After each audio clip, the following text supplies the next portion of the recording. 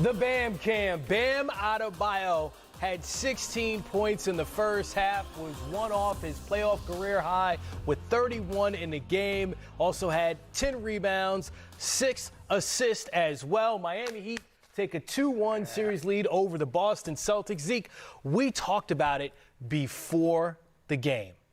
Bam Adebayo, where has he been? And he showed up in a big way when they needed him most. Not only did he show up, but you can see in the first half they were actually going to him. Every time there was a mismatch, they went to him. They put the ball in his hands, cleared the floor out. He had room to operate. He had room to work with. And, Boston, and this is like a league philosophy. A league philosophy says defensively, if we got a defensive player and an offensive player, we're okay. And they'll go with some mismatches, thinking that you won't take advantage of the mismatches. Mm-hmm. Well, what Miami did specifically tonight is every time Bam had a mismatch, they went against the league philosophy and said, no, we're not going to shoot a three-point. We're going to throw the ball inside and let Bam do his thing. And then he took over and he got involved. 3D, no Jimmy Butler in the second half, and you could sense that the Heat were in trouble. Even though they were up as much as 26, we're starting to look at the largest comebacks in playoff history and that sort of thing. But Bam weathered the storm. That shot he hit as we came into this show, he shot 9 times in the first quarter. He took 5 shots a game in the first 2 games in this series. So to hear Bam say, I need to be more aggressive, knowing that opportunity is going to be there. The first quarter, they're on fire, 39 points as a team. But to your point, Chris, Bam said, opportunity, double team's not coming. Look at the patience. That's a good hand by Al Horford. Guess what? I gather myself, I get the ball back in my hands, I shoot the ball with confidence. Once again, the Miami Heat, to your point, Zeke, normally go away from the mismatch? No, that's the defensive player of the year, Marcus Smart. But still stay patient. Watch how you use the ball fake. Yes, you get him off the ground, now you're shooting over a chair, big time move in the paint. So now Bam says, guess what? My teammates know I'm hot tonight. They know I'm being more aggressive. That don't mean I have to shoot, Chris. That means I be more aggressive. I keep my eyes open. That's how you get 6 assists, big assists, getting layups for your teammates, because we all know when the ball goes through the net, we get more confidence. Now defensive boards, under control, I'm running the floor, somebody falls down. I don't think the ball touches the floor, Zeke. That's a coach's dream, from a rebound and go fast break, the ball don't touch the floor. That's big time secondary break.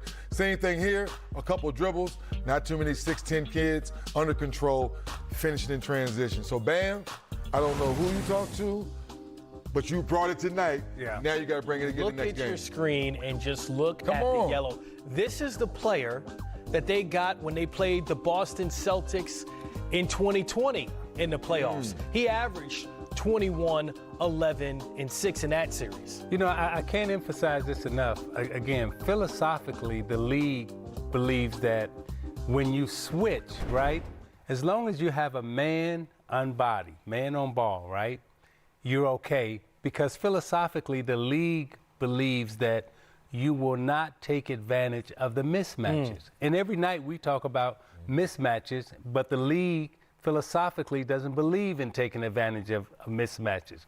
Well, Miami tonight went against league philosophy and said, we're going to stop, we're going to take advantage of mismatches, and when Bam has the defensive player of the year, Marcus Smart, on his back, but Bam is 6'10", 6'11", and Marcus Smart is 6'2", we call that a mismatch. They say, you know what? Stop, slow down.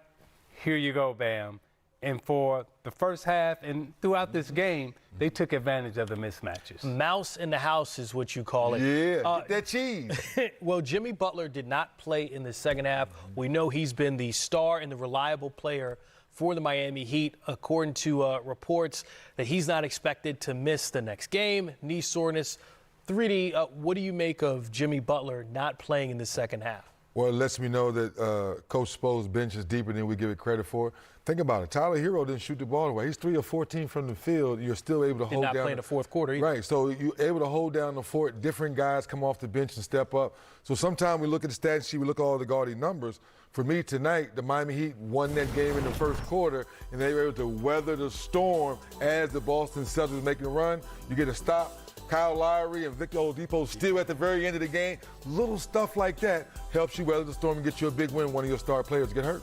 Now, you said a great start to the game. Historic. Yeah. It's the largest first quarter deficit that the Boston Celtics have ever had in the playoff game. They were down by 21 after one. Now, think about all the games that have been played in Boston for that to happen. Zeke, I know you love defense, so we're going to go to you on this. Come on, look at that. I mean, 19 steals, a new franchise record for the Heat. 19 steals, and every time that Boston made a turnover, Miami took advantage and was in the open court scoring the basketball. And again, defense wins championships. And 3D, when you talked about Lowry and you talk about Oladipo at the end of the game, right? You're talking about two defensive stoppers, you know, who have that reputation. Lowry started the game. He started the game with a steal. He started the game making sure that everybody was set up. Switched out one time, was guarding Horford in the post, right? Snuck around him, got a steal. They didn't score on it, but he set the tone defensively and offensively. And how did he do that? It's just by making sure everybody was in place. And then when Boston was starting to make a run, what did he do? He came off a screen, knocked down the shot, settled everything back down. His leadership was on point tonight. Hey, you mentioned Kyle Lowry, also P.J. Tucker. These were two guys that were questionable this week. Lowry missed the first two games of this series.